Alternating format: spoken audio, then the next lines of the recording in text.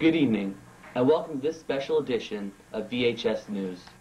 It is December 31st, 1989, and the 80s are coming to a close. Tonight, you have the chance to look back on events and places that created headlines and shaped history. Join us as we voyage through one of the most turbulent decades of the 20th century, in the 80s, a decade of change. As the decade opened, all was not well on the home front. The unproductive and many times incompetent Carter administration faced many failures in negotiating the release of 66 U.S. hostages held in Iran.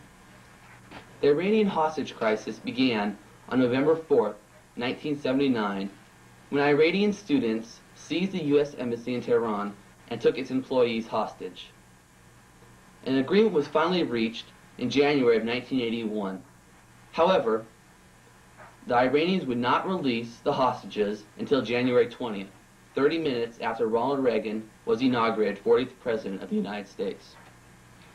Now, Ronald Reagan ran on the promise of curbing big government. During the campaign, he once made a comment that depression is when you lose your job, and recovery is when Carter loses his. Carter did indeed lose the election and lose his job.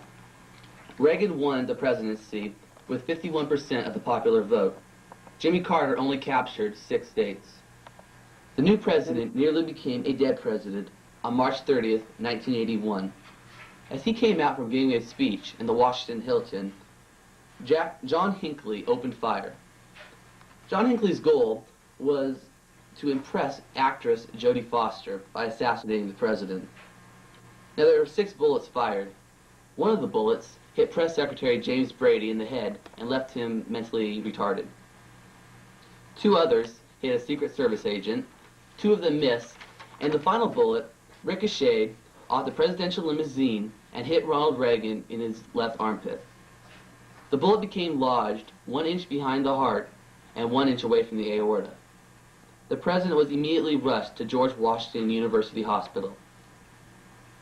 Here's a video clip of the actual shots being fired.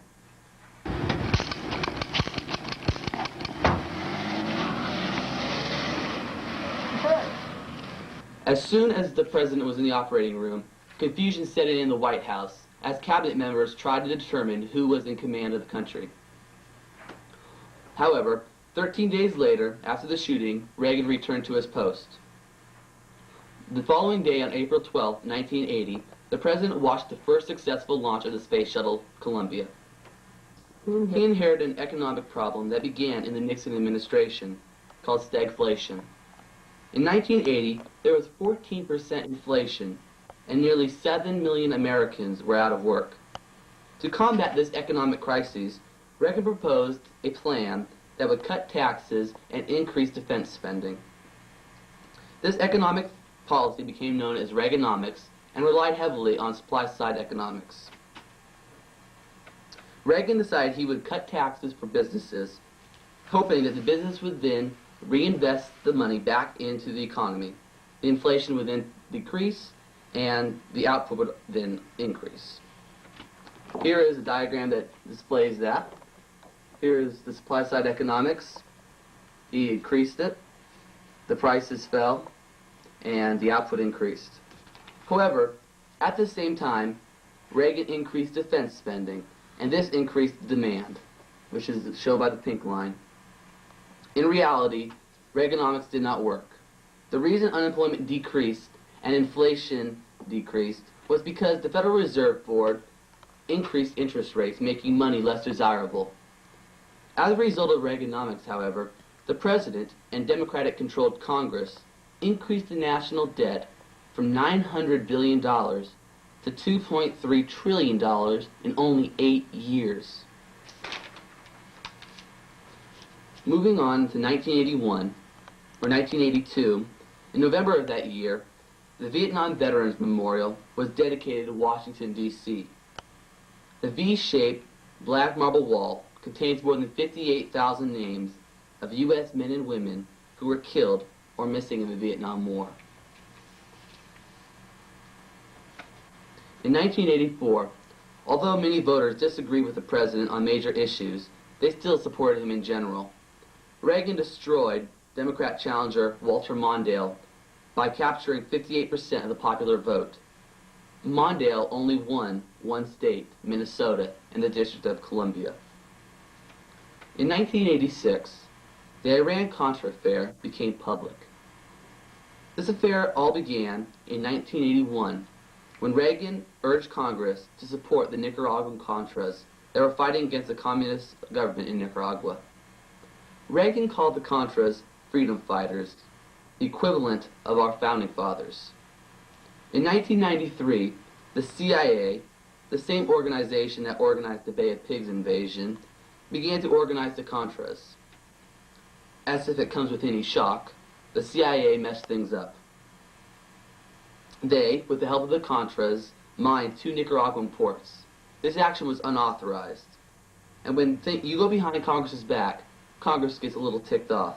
And so they did in 1984 when they passed the Boland Amendment that forbade military aid to the Contras for 2 years.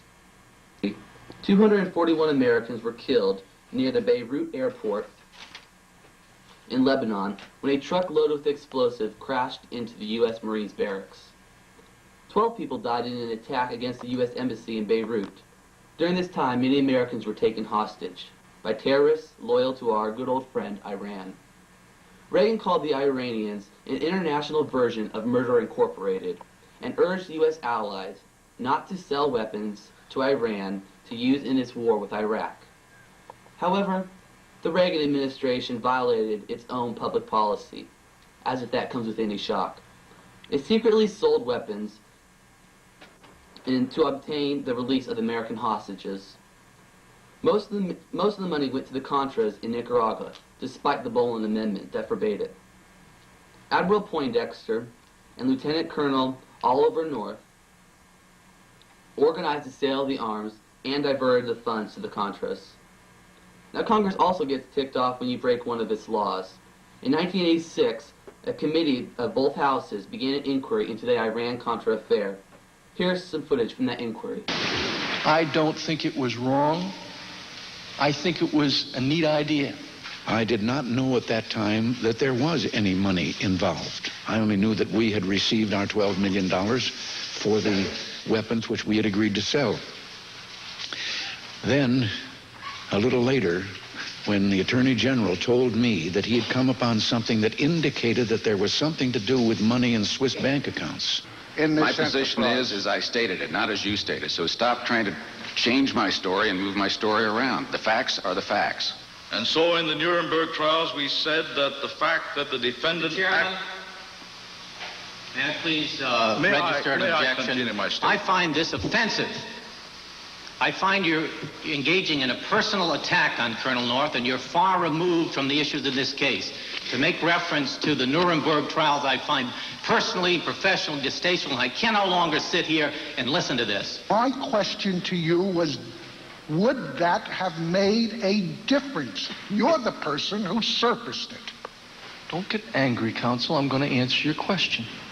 I made the decision. I felt that I had the authority to do it. I thought it was a good idea. I was convinced that the president would, in the end, think it was a good idea. I asked Admiral Poindexter directly, does the president know? He told me he did not. I made a very deliberate decision not to ask the president so that I could insulate him from the decision and provide some future deniability for the president if it ever leaked out.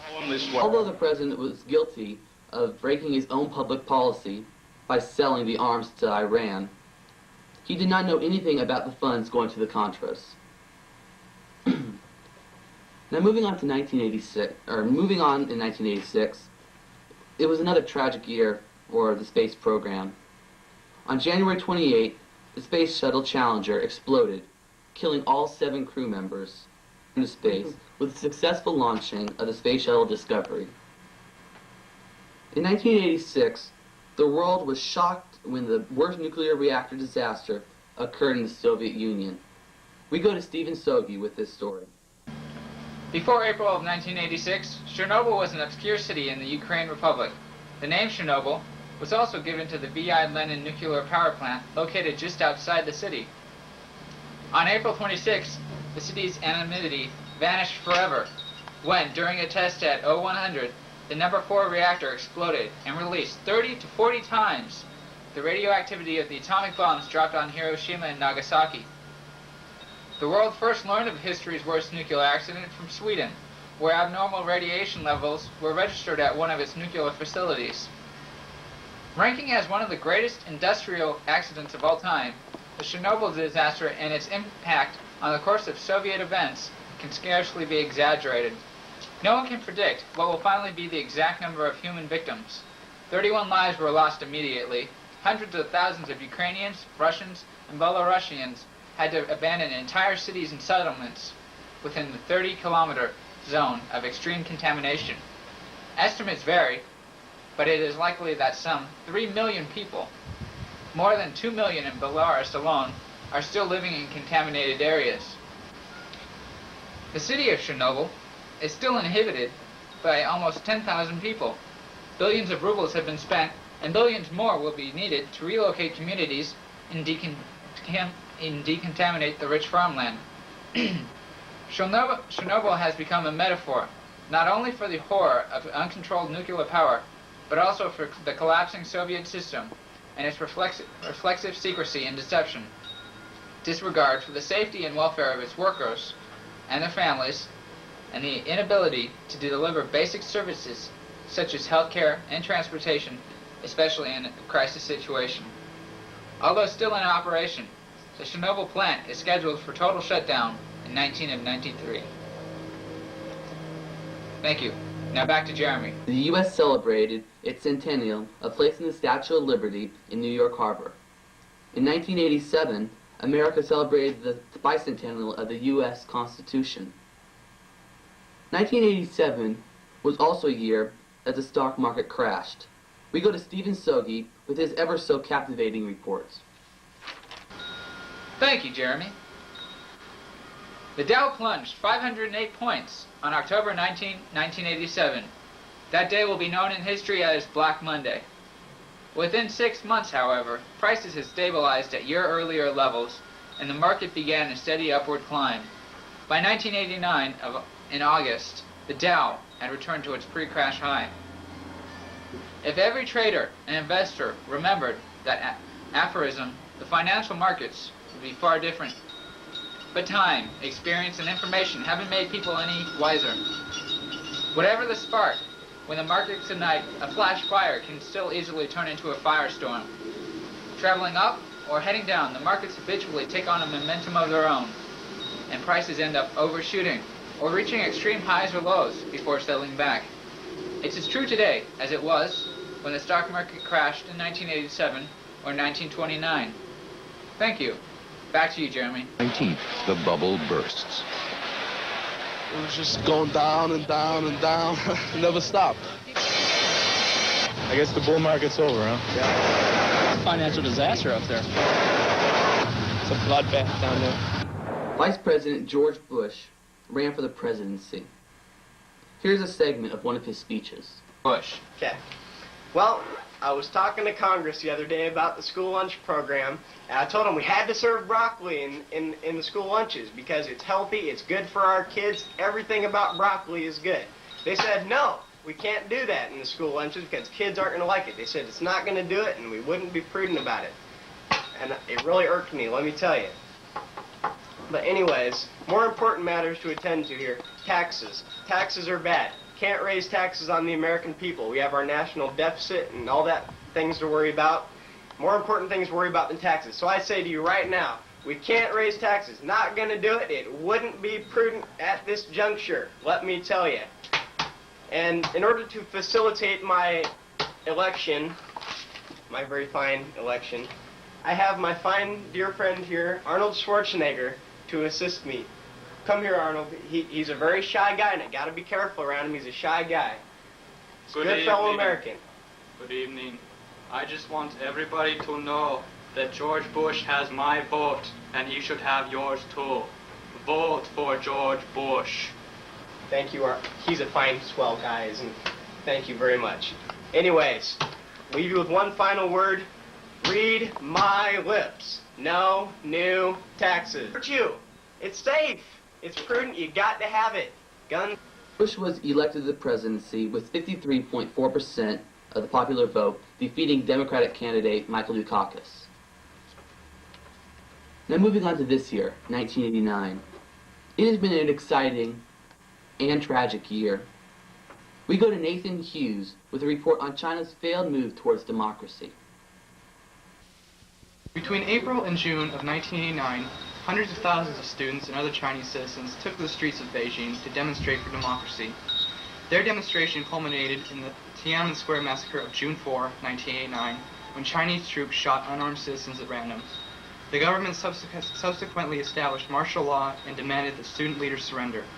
Later, China announced that it had put to death several dozen counter-revolutionaries. The following footage is from the night of that massacre.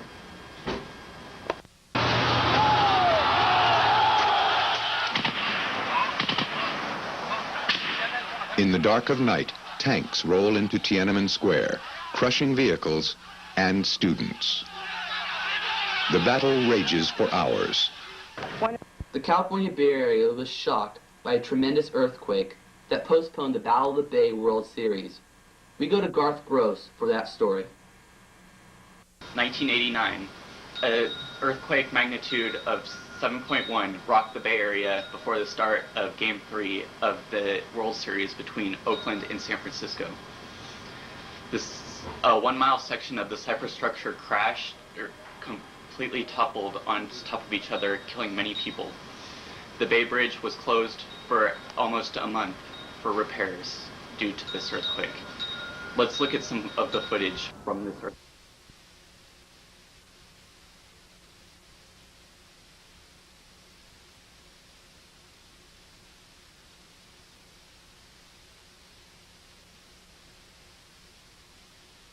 Our cameras were also able to find a history teacher, Miss Wara, who survived the quake in Candlestick Park by tightly grabbing her seat on the upper deck.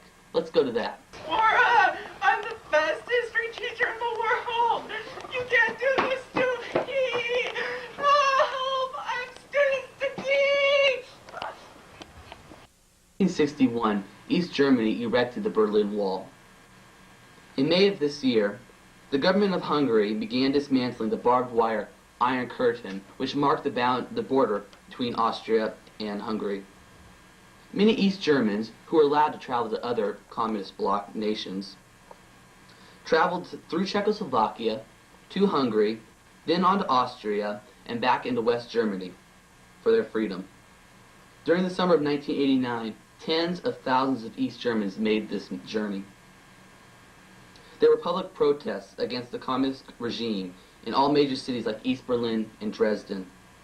On November 9, 1989, the East German government shocked the world when they lifted all restrictions on passage to the west.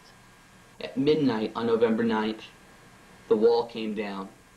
The Cold War was finally over. As Germany prepares for reunification, and nations like Romania, Hungary, and Czechoslovakia, Bulgaria, and Poland move towards democracy. The events in Eastern Europe go to show that eventually democracy wins out.